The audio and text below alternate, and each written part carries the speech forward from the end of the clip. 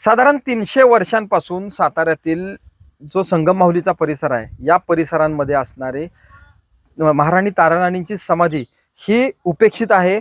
या समाधी स्थळाकडे लोकांचं दुर्लक्ष होतं, परंतु आता साताऱ्याचे आमदार आणि सार्वजनिक बांधकाम मंत्री श्रीमंत छत्रपती शिवेंद्रसिंहराजे भोसले यांनी या समाधी स्थळासाठी आणि एकूणच या माहुलीचा आपण जो आता परिसर पाहतोय, या परिसराच्या विकासासाठी 130 कोटी रुपयांच्या निधीची तरतूद केलेली आहे.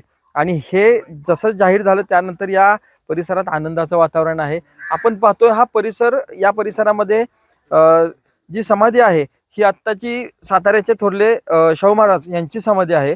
आणि त्या समाधीचा जीर्णोद्धार इथल्या लोकांनी आणि काही लोकांनी मिळून केलेला दिसतोय, परंतु ताराराणींची समाधी मात्र अजूनही उपेक्षितच आहे. आता isakal.com आहे देशातील नंबर 1 ची मराठी न्यूज वेबसाईट. प्रत्येक अपडेटसाठी isakal.com ला नक्की भेट द्या. हा निधी मिळाल्यानंतर या गावातले गावकरी आपल्या सोबत आहेत. काय सांगाल, हा एवढा मोठा निधी मिळालाय, आता काय पुढचं प्लॅनिंग काय असेल आणि पुढं जीर्णोद्धार कसा होईल किंवा हा परिसराचा विकास कसा होईल? नमस्कार. तीर्थक्षेत्र दक्षिण काशी म्हणून संबोधणाऱ्या कृष्णा विंध्यच्या संगमावर छत्रपती शाहू महाराज आणि छत्रपती महाराणी ताराबाई आणि छत्रपती महाराणी येसूबाई हा ऐतिहासिक समाधीचे स्थळ असणार हे वारसा असणारं गाव. या ऐतिहासिक ठिकाणी संगम माहुली गावामध्ये छत्रपती शिवेंद्रराजे बांधकाम मंत्री यांनी 133 कोटीचा निधी हा पर्यटन विकास, ही संगम माहुलीचा पूर्ण पर्यटन म्हणजे ऐतिहासिक समाधीचा जीर्णोद्धार आणि पर्यटन विकासासाठी जे दक्षिण काशी म्हणून संबोधलेल्या गावासाठी ह्या छत्रपती महाराणी ताराबाईंची समाधीचा जीर्णोद्धार करण्यासाठी जो निधी आणि परिसराचा घाट दिला गेला. आता काल मंत्रिमंडळाच्या बैठकीत निर्णय झाला, त्याबद्दल मी संगम माहुली ग्रामस्थ आणि सर्व गावाच्या वतीनं मी पहिल्यांदा त्यांचा आभार मानतो. आणि सर्वांनी हा विषय उचलून धरला. सर्व लोकांनी हा धार्मिक भावनिक विषय होता छत्रपती महाराणी ताराबाईचा समाधी स्थळाचा. तो विषय त्यांनी महाराज साहेबांनी 2 महिन्यातच मार्गी लावला. त्याबद्दल मी सर्व ग्रामस्थांच्या वतीनं त्यांचं मनापासून आभार मानतो आणि धन्यवाद. काय सांगाल भविष्यात आता हा विकास, तुम्ही उपसरपंच राहिला या भागात विकास नाही असं तुमचं म्हणणं होतं, पण आता एवढा मोठा भरीव निधी आल्यानंतर काय बदल होईल आणि एकूण काय परिस्थिती होती आधी?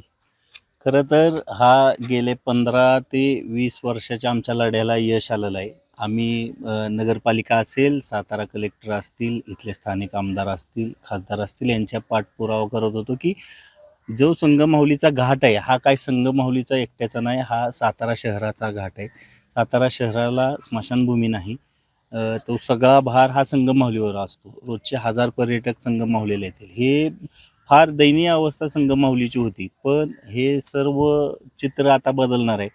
खरं तर ही खूप आनंदाची गोष्ट आहे की 133 कोटी निधी म्हणजे संगम माहुलीच्या इतिहासातच नाही तर ह्या पंचकृषीच्या इतिहासात प्रथम एवढा निधी घाटासाठी मंजूर झालाय.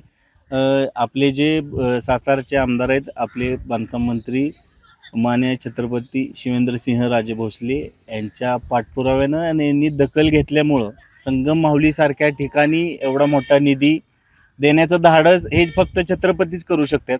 छत्रपतींच्या शुभचिंतनासाठी हे गाव वसवलं होतं आणि छत्रपतींनीच त्याचा उद्धार केला. याबद्दल आम्हाला खूप खूप अभिमान आहे. खरं तर येत्या 2 महिन्यात काम चालू होईल. महाराज साहेबांशी आमची वेळोवेळी ह्या विषयी चर्चा झाली, पण मागच्या मंगळवारी कॅबिनेटच्या बैठकीत सर्व विषय मंजूर झाले आणि येत्या 2 ते 3 महिन्यात सर्व शासकीय प्रक्रिया पूर्ण होऊन ग्राउंडला कामाला चालू होईल असं महाराजांनी शब्द दिलेला आहे. आणि महाराजांचा शब्द काय असतो हे उच्च न्यायालयाची इमारत बघितली की आपल्या सर्वांना समजतं की महाराष्ट्राचे बांधकाम मंत्र्यांचा शब्द किती ताकदीचा आहे. एकूणच या भागाचा विकास होण्यासाठी जे 133 कोटी रुपयांचा निधी मिळाला आहे, यानंतर एकूणच या परिसरामध्ये आनंदाचं वातावरण असल्याचं पाहायला मिळतंय. ओंकार कदम, साम टीव्ही न्यूज, संगम माहुली, सातारा. देश विदेशातील प्रत्येक घडामोडींचे लाईव्ह अपडेट मिळवण्यासाठी आता साम टीव्हीच्या सर्व सोशल मीडिया प्लॅटफॉर्मला लाईक, फॉलो आणि सबस्क्राईब करा. तसंच सर्व नोटिफिकेशनसाठी बेल आयकॉन प्रेस करायला विसरू नका.